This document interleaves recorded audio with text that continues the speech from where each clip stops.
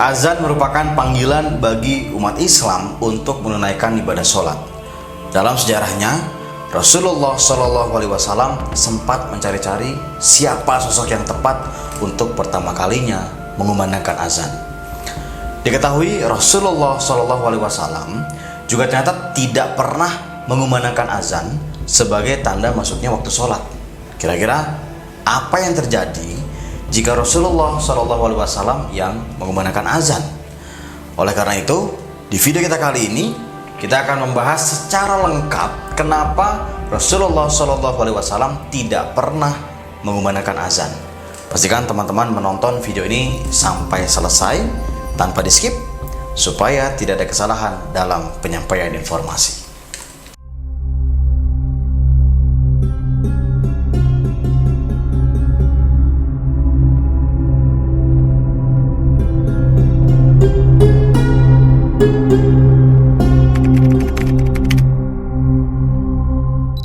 Dalam rincian sejarah azan, Rasulullah SAW sempat kebingungan ketika mencari sosok yang tepat untuk pertama kalinya mengumandangkan azan. Hingga akhirnya ditentukanlah sosok yang menjadi muazin pertama kali. Hal ini dijelaskan dalam sebuah hadis yang diriwayatkan oleh Imam Muslim.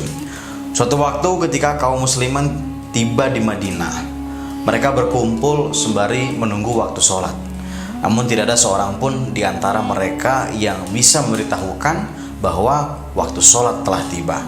Sehingga pada suatu hari mereka bermusyawarah untuk membahas persoalan tersebut. Sebagian sahabat mengusulkan agar menggunakan lonceng sebagaimana yang digunakan oleh orang-orang Nasrani. Sebagian yang lain mengusulkan untuk menggunakan tanduk hewan seperti yang dilakukan oleh orang-orang Yahudi dalam upacara keagamaan mereka. Nah, di sini saya kurang begitu paham ya, apakah tanduk ini ditiup sehingga mengeluarkan suara atau dipukul ya seperti kentongan untuk menjadi pertanda masuknya waktu sholat. Namun akhirnya sahabat Umar bin Khattab berkata, alangkah baiknya jika kalian menjadikan seseorang di antara kalian ada yang bertugas untuk memanggil orang-orang sholat ketika waktunya sudah tiba.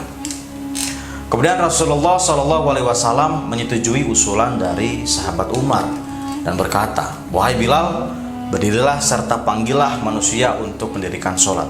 Hadis riwayat Muslim. Bilal bin Rabah al-Habashi adalah sosok sahabat yang turut bersama Rasulullah SAW ketika melakukan hijrah ke Madinah. Saat Masjid Nabawi selesai dibangun, Rasulullah kemudian mensyariatkan azan sebagai tanda dan seruan untuk melakukan sholat. Rasulullah kemudian menunjuk Bilal untuk menggunakan azan pertama kalinya. Alasannya karena Bilal memiliki suara yang merdu. Lalu Bilal menggunakan azan dan menjadi muazin pertama dalam sejarah Islam. Dalam beberapa riwayat dijelaskan pula bahwa azan pertama kali dikumandangkan pada tahun pertama Hijriyah. Sejak saat itu, azan berfungsi sebagai penanda masuknya waktu sholat bagi kaum muslimin. Biasanya setelah mengumandangkan azan, Bilal berdiri di depan rumah Rasulullah SAW seraya berseru, hayya 'alas sholah, hayya 'alas sholah. Lalu ketika Rasulullah SAW keluar dari rumah dan Bilal melihat Rasulullah sudah keluar, maka selanjutnya Bilal segera melantunkan iqamah atau qomat untuk selanjutnya melakukan sholat berjamaah. Kemudian ketika Rasulullah SAW menaklukkan kota Mekah, Rasulullah berjalan di depan pasukan muslim bersama Bilal. Saat masuk ke dalam Ka'bah, Rasulullah hanya ditemani oleh 3 orang sahabat, yaitu Utsman bin Talhah, kemudian Usamah bin Zaid, dan yang terakhir tentunya Bilal bin Rabah. Sholat zuhur pun tiba. Ribuan umat Islam berkumpul di sekitar Rasulullah SAW, termasuk orang-orang kafir Quraisy yang pada saat itu baru saja bersyahadat menyatakan diri masuk Islam. Nah, pada saat-saat yang sangat bersejarah tersebut, Rasulullah SAW memanggil Bilal agar naik ke atap Ka'bah untuk mengumandangkan azan. Bilal kemudian melaksanakan perintah tersebut dengan senang hati tentunya ya. Lalu Bilal mengumandangkan azan dengan suara yang sangat bersih dan jelas. Saat itu adalah azan yang pertama dikumandangkan di Mekah. Bilal memang dikenal sebagai muazin pertama dalam Islam. Bilal bahkan tercatat sebagai muazin pertama yang mengumandangkan azan di dua kota suci, yaitu Mekah dan Madinah. Nah, dari sini mungkin ada yang bertanya-tanya, lalu kenapa bukan Rasulullah SAW saja yang mengumandangkan azan? Kenapa harus Bilal? Rasulullah SAW faktanya ternyata tidak pernah melantunkan azan sebagai penanda masuknya waktu sholat. Keterangan bahwa Rasulullah SAW tidak pernah azan dijelaskan oleh para ulama fikih. Mereka menerangkan perihal keutamaan antara azan atau menjadi imam sholat. Imam An-Nawawi di dalam kitab Al-Majmu menjelaskan Rasulullah SAW lebih utama menjadi imam sholat dibandingkan melantunkan azan. Maka kemudian para khulafaur rasyidin ini juga diutamakan menjadi imam, dan mereka juga tidak mengumandangkan azan. Nah, mungkin sebagian di antara Anda ada yang belum tahu ya ketika mendengar istilah khulafaur rasyidin tadi. Jadi apa sih khulafaur rasyidin? Jadi khulafaur rasyidin ini adalah para khalifah yang menggantikan kedudukan Nabi Allah Muhammad SAW sebagai pemimpin setelah sepeninggal sang Nabi, yang mana posisi tertinggi di dalam menjalankan negara dan umat diteruskan oleh mereka. Lalu siapakah mereka para khulafaur rasyidin ini? Tentunya mereka adalah yang pertama Abu Bakar As-Siddiq, kemudian yang kedua adalah Umar bin Khattab, selanjutnya yang ketiga adalah Utsman bin Affan, dan yang terakhir tentunya adalah Ali bin Abi Thalib. Imam Al-Baihaqi dari Umar bin Khattab menyatakan, seandainya saya berkesempatan untuk mengumandangkan azan pada saat menjadi khalifah, maka saya akan mengumandangkan azan. Mereka para khulafaur rasyidin ini tidak mengumandangkan azan disebabkan mereka sibuk dengan urusan umat muslim yang tidak bisa digantikan oleh orang lain. Maka dari itu tidak ada waktu kosong untuk mengumandangkan azan, karena mereka harus mengutamakan urusan umat. Sedangkan menjadi imam sholat berjamaah itu merupakan suatu keharusan bagi mereka. Sebenarnya Rasulullah SAW diriwayatkan pernah mengumandangkan azan, yaitu ketika cucu kesayangannya yaitu Hasan dan Husain lahir. Kemudian Rasulullah SAW mengumandangkan azan di telinga kedua cucunya tersebut.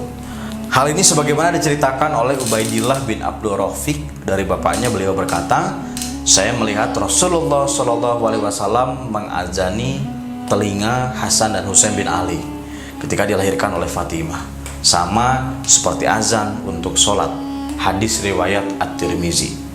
Mungkin saja di antara kita ada yang penasaran, bagaimana jika seandainya Rasulullah SAW yang melantunkan azan? Sudah dijelaskan bahwa Rasulullah SAW sama sekali tidak pernah melantunkan azan. Ulama fikih pun telah merumuskan hikmah-hikmah di balik alasan kenapa Rasulullah SAW tidak pernah mengumandangkan azan.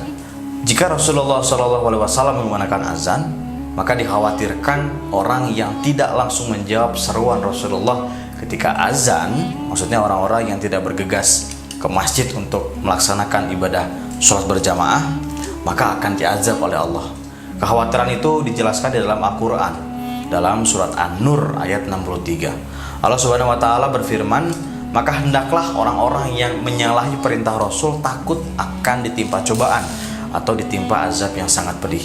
Seperti yang dijelaskan di dalam kitab Mahiwabul Jalil, bahwa Rasulullah SAW tidak melantunkan azan sebagai tanda masuknya waktu sholat, karena jika Rasulullah mengatakan hayya 'alas sholat dan umat Islam tidak segera melaksanakan ibadah sholat, maka mereka pun akan disiksa. Kemudian alasan yang kedua, Rasulullah SAW tidak melantunkan azan adalah karena beliau ini adalah seorang Rasul, maka tidak boleh bersaksi atas dirinya sendiri, yakni mengucapkan asyhadu anna Muhammadar Rasulullah sebagai salah satu lafaz yang ada di dalam azan. Nah, alasan yang ketiga, jika Rasulullah SAW mengumandangkan azan dan sampai pada lafaz asyhadu anna Muhammadar Rasulullah, maka seakan ada pemahaman bahwa ada nabi selain Rasulullah SAW. Kemudian alasan yang keempat, lafaz azan pertama kali diketahui oleh salah satu sahabat Rasulullah dalam mimpinya. Sahabat tersebut adalah Abdullah bin Zaid, dan justru bukan di dalam mimpi Rasulullah. Maka dari itu Rasulullah SAW mewakilkan kepada selain dirinya untuk mengumandangkan azan. Dalam sebuah riwayat juga dijelaskan bahwa pada saat Abdullah bin Sa'id ini menceritakan mimpinya tersebut kepada Rasulullah, sahabat Umar bin Khattab pun mengakui hal yang sama. Beliau juga menyatakan bahwa dirinya telah bermimpi dan mengalami mimpi yang serupa dengan yang dialami oleh Abdullah bin Zaid. Setelah itu Rasulullah kemudian berseru sembari memuji Allah Subhanahu wa taala sebagai bentuk kegembiraan beliau dengan hadirnya berita tersebut. Alasan selanjutnya, mengapa Rasulullah SAW tidak mengumandangkan azan karena kesibukan dan sempitnya waktu beliau untuk bisa mengumandangkan azan. Hal ini juga terjadi di zaman sekarang tentunya ya, di mana tiap-tiap pemimpin di sebuah wilayah memandatkan muazin untuk bertugas melantunkan azan ketika masuknya waktu sholat. Sebab memang inilah yang dicontohkan oleh Rasulullah SAW dan para khalifah terdahulu. Namun mirisnya, di zaman kita saat ini, ketika azan berkumandang masih ada sebagian orang yang justru malah lebih memilih sibuk dengan pekerjaannya. Bahkan ada yang lebih memilih untuk tidur dibandingkan bergegas untuk melaksanakan sholat berjamaah ke masjid. Na'udzubillahi min dzalik. Semoga kita tidak termasuk ke dalam golongan-golongan umat yang lalai ataupun merugi. Demikianlah penjelasan yang bisa saya sampaikan dalam episode kali ini. Lebih dan kurangnya sekali lagi saya mohon maaf, karena yang benar datangnya dari Allah Subhanahu wa taala, sedangkan hilaf dan keliru itu datangnya dari saya pribadi sebagai manusia biasa. Sampai ketemu lagi di kisah-kisah seru yang penuh makna selanjutnya. Jika Anda mendukung keberlangsungan channel ini, jangan lupa untuk subscribe dan dinyalakan loncengnya. Saya Tony Saptadi pamit undur diri. Terima kasih. Wassalamualaikum warahmatullahi wabarakatuh.